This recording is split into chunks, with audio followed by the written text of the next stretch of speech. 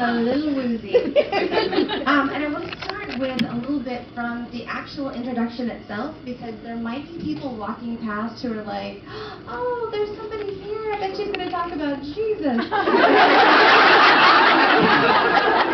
You should know that I'm not.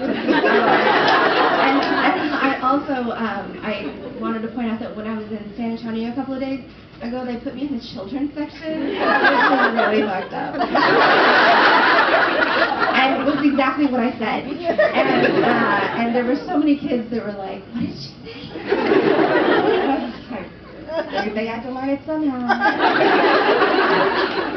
Might as well be for me. So, I'm going to start with my little disclaimer in case you happen to be walking by. I apologize in advance for offending you, because you're going to listen to this and giggle at non sequiturs about Hitler and abortion and poverty, and you'll feel superior to all the uptight, easily offended people who need to learn how to take a fucking joke. But then somewhere in here you're going to hear one random thing that you're sensitive about, and everyone else will think it's hysterical, but you will think, oh, that is way over the line. I apologize for that one thing. Honestly, I don't know what I was thinking. Alright. Yeah. So, talk to the disclaimer. Nice. Oh my god, I could just say anything and you guys would reply. All puppies should be on spikes. That's my best crap ever. Alright, the chapter I'm going to read, just because I love to be able to scream these things out in the middle of a crowded bookstore, is called The Psychopath on the Other Side of the Bathroom Door. A few weeks ago, my friend Lana told me that her doctor told her that her antidepressants weren't working because she had too many toxins in her body, and that she needed to use a colon cleanse to flush everything out of her system. It sounded completely insane, and I told her that, but then she mentioned that when she took the colon cleanse, she lost 3 pounds immediately, and I was immediately in. I convinced myself that I owed it to my family to have my crazy pills working properly, but really I just wanted to lose 3 pounds without working out. And that whole last sentence kind of proves why I need to be on crazy pills to begin with. So I went to the grocery store, but I couldn't find any colon cleanse. And I considered asking the pharmacist, but as I was waiting in line, I had a conversation in my head that went a little something like this. Yes, I would like some colon cleanse. I've never heard of that, said the pharmacist in my head. Sounds like something deviants use. No, actually, it's something that cleans out your colon so that your antidepressants work better. I think you're using your antidepressants wrong. They go in your mouth.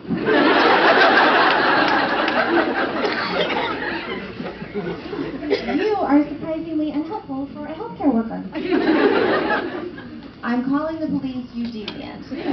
I'm not sure why I jumped right to the pharmacist calling the police, but once the thought was inside my head, it was stuck there. And so I panicked a little when the pharmacist asked what I actually needed.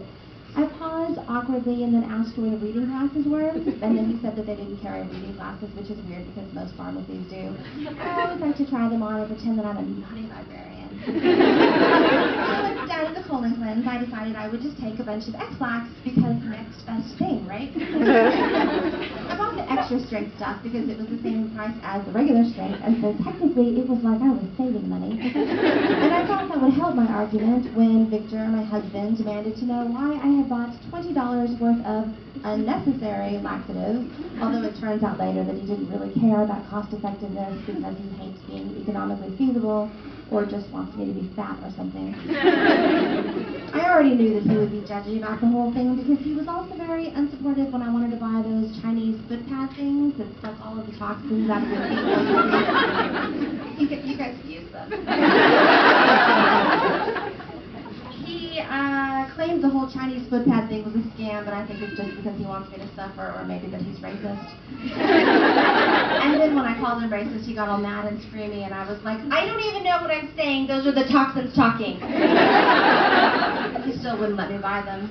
And this is exactly why I waited until the week that he left on a business business trip to New York to actually do the cleanse. I took 2 chocolate squares of X-Lax that night, but then I noticed that the directions said that it would bring gentle results. And it seemed like a good colon cleansing should not be gentle at all. So I took 3 more. And they were chocolatey and delicious, and I was kind of hungry, so I ate another one. And then, nothing happened at all. So the next morning, I took 2 more. Because at this point, I thought that maybe there was something wrong with me and that I had some sort of freakishly high laxative tolerance. And then I went to Starbucks and picked up a giant frappuccino.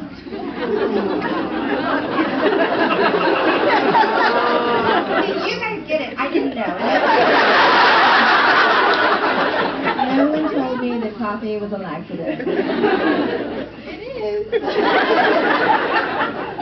I drove back to my home, drinking my frappuccino, and then my intestines exploded. I mean, they didn't literally explode, but it totally felt that way. And at first I was all, okay, pain is good, feel the burn. And then I realized that this was not like yoga at all, and that I had in fact made a horrible mistake. I'm not going to get graphic, but it basically felt like my legs had melted, and an elephant crawled inside my stomach and was clawing his way out. The elephant had claws, apparently. His nose was made of snakes. Since Victor was in New York and Haley was at school, I had the house to myself, which was good, because honestly, there would have been no way to maintain the sensual mystery of womanhood. At a certain point, I started worrying that I might be ODing. I wasn't quite sure what ODing on laxatives looked like, but I was fairly certain it would be messy and that you would probably shit out your entire brain. I'm not sure if this is even medically possible, and I thought about calling Lotta to ask whether she felt like she was shitting out her entire brain when she was doing her cleanse, but I wasn't sure that I could talk without screaming. I didn't have her phone number. And so I sat there thinking that this would be a horrible way to die, because basically, no matter what I had accomplished in my life, it would always be overshadowed by, and then she died in the toilet from pooping out her lower intestine.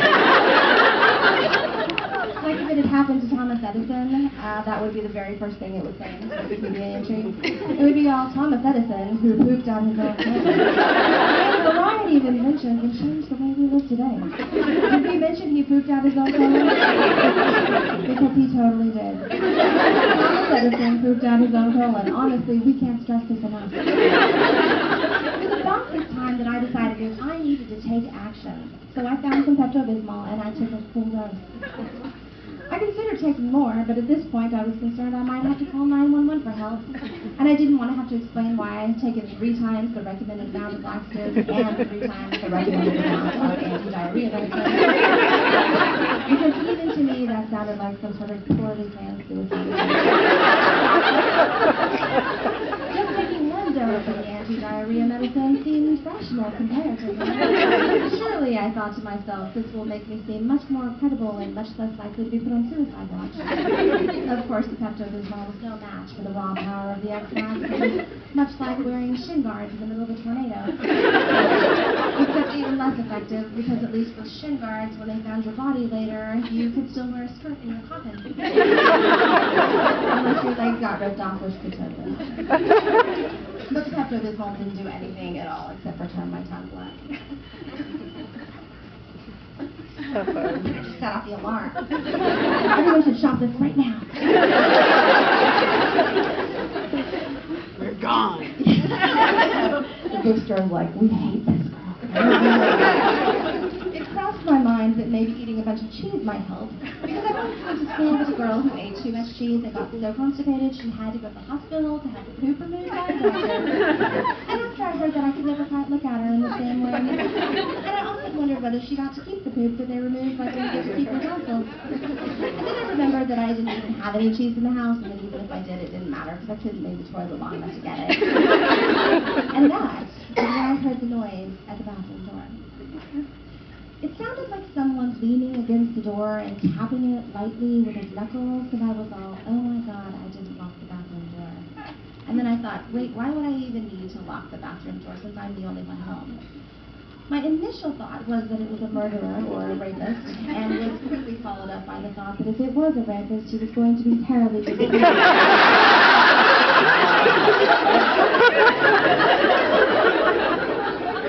I weird that I even shut the bathroom door in the first place since I was alone, but technically I think you should never leave the door open when you go to the bathroom because that's how society breaks down. And then I worried the possible rapist again, and so I coughed because I thought it might be a burglar who just didn't realize that I was at home. And I hoped that the coughing might give them a hint that he needed to leave, although technically the other noise is coming from the bathroom. Much more intimidating than the coughing. But I was trying to be polite because I'm a lady. Yes, you are. It's so obvious from this chapter, too. And then someone put a note under the door. And I just stared at it because seriously, what the fuck? It was so baffling, I couldn't even get scared. I tried to one, a note, small white slip of paper, but I couldn't reach it, so I just yelled weakly, "Hello? Did you just pass me a note?" But no one answered. And then I started to get freaked out, and I silently thanked God that I had thought to bring the phone into the bathroom just in case I needed to call to report the laxative overdose. I picked up the phone to call the police, but then I considered how it would sound when I told them that I was calling from inside my bathroom, where I'd OD'd on laxatives, and that a possible rapist was quietly passing me notes. And then I thought, it would be really weird if the note said something like, "Do you like me so much?" And I probably would have laughed too if it wasn't for the laxative rapist combo. And then another note came slowly peeking from under the door, and I realized it wasn't a note at all. It was actually the wrapper from a Band-Aid, and that's when I realized that I was probably dealing with a psychopath, because why would anyone pass me a Band-Aid wrapper unless they were completely insane? So I yelled, "I'm calling the police, and I had diarrhea from AIDS." Because I thought that would discourage a rapist. I wasn't really even sure whether AIDS caused diarrhea, but I figured it probably did. And then it got really quiet, and suddenly the Band-Aid wrapper was violently pulled back out from under the door, and I was like, what the hell? I shot back in the bathroom door again, but this time I could see that it was being pushed into the door by a fucking cat paw.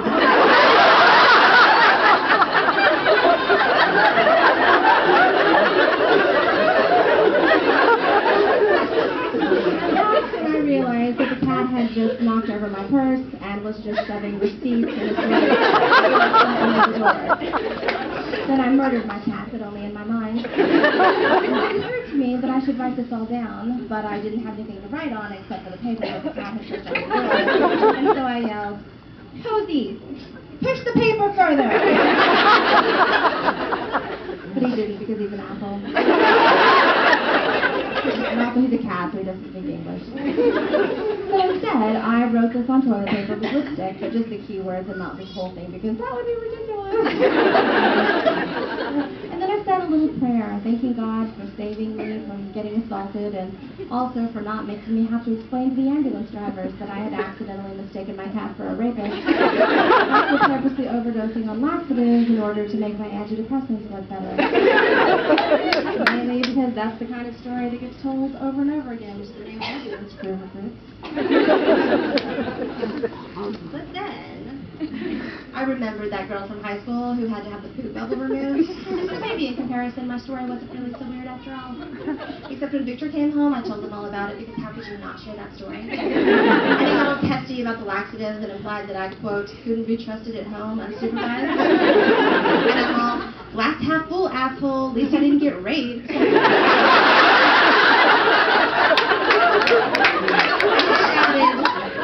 He shouted, "You were never in danger of being raped." But I think he just said that to hurt my feelings.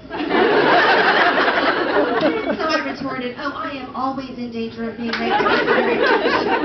Well, I'm not questioning your rapeability. I'm just saying I can't go away for 2 days without you ODing on laxatives.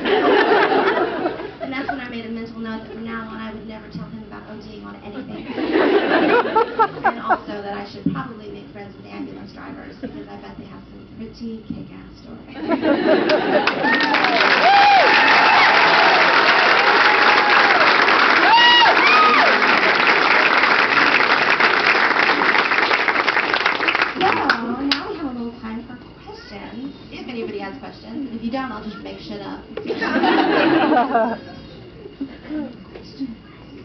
How's the tour going? The tour is going amazingly well. Every place that we have gone has been standing room only, which is fascinating and I think really surprising to the people that are like, to the bookstores who are like, oh, who's this girl? We've never heard of her before. Oh, there's a dead mouse in her book? Oh, that's lovely. We're so glad about that. And so I think it's been a surprise to me, and I think it's sort of been a surprise to everyone involved, but a pleasant surprise.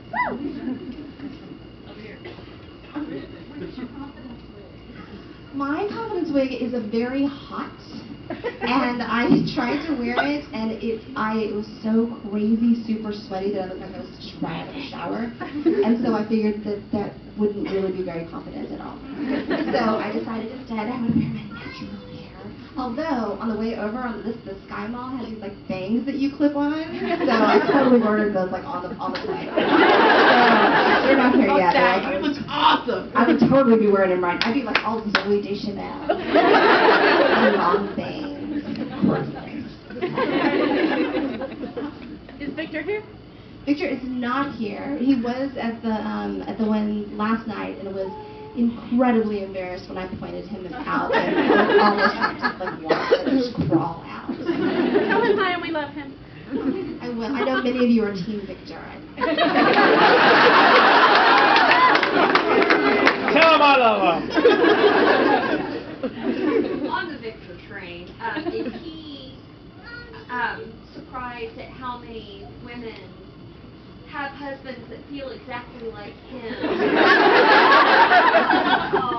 Yeah. Their wives are Yeah. so much like you. Yeah. It was actually funny. He's gone to two stops so far. One because he had to drive me, and the other one just because I was like, oh, you know, you want to go? We'll just go drinking later. And so it's like, okay, whatever. But there were several people who stopped and were like, can I get your autograph? Because I'm really a fan of you. That's a lot of bullshit to put up. He write a book because he's got. Victor is not allowed on Twitter. He's not allowed on Facebook. He's just and he's fine with that, thank God. But no, that would be terrible. We would get a divorce like immediately. If it was like a terrible he said, she said, he'd be like, this is a bunch of bullshit. I can't believe. Yeah, no, nobody wants that. It's much better when he just like he doesn't even read the blog for the most part. Every once in a while he'll get in and he's like, why are you sharing this? Nobody wants to read this. I'm like, no, people do.